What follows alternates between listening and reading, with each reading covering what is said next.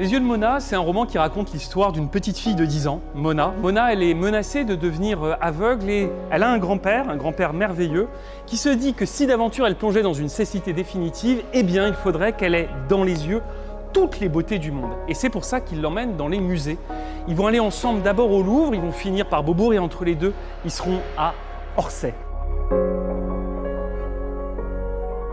Au musée d'Orsay, il y a notamment ce tableau de Van Gogh devant lequel Henri va donner une leçon qui est à la fois une leçon d'art, mais également une leçon de vie.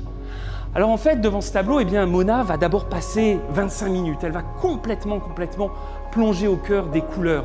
Elle va notamment être très frappée, et c'est normal, par l'extraordinaire vitalité de la palette de Van Gogh, et puis aussi par tout un climat de folie. Mona, devant le tableau, elle se dit c'est un petit peu comme si quelqu'un avait la perception qui était altérée. Et c'est vrai, Henri le confirme.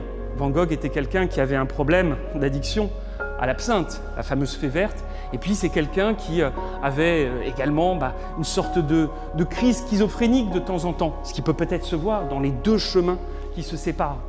Devant le tableau, pour comprendre la peinture de Van Gogh, Henri va lui parler d'un poète qui est quasiment le double de Van Gogh. Ce poète, c'est qui? C'est Arthur Rimbaud.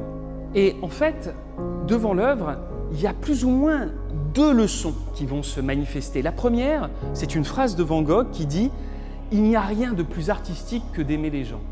Et la deuxième, elle est tirée d'un poème de Rimbaud. Rimbaud écrivait « Il faut fixer des vertiges ». Je fixais des vertiges. Fixer des vertiges, pourquoi? Pour toujours sentir une espèce d'ivresse, une espèce d'extase, mais qui nous accompagne la vie entière. C'est ça la leçon de cette église à Auvers, c'est ça qui permet à Mona de capter un peu plus de la beauté du monde.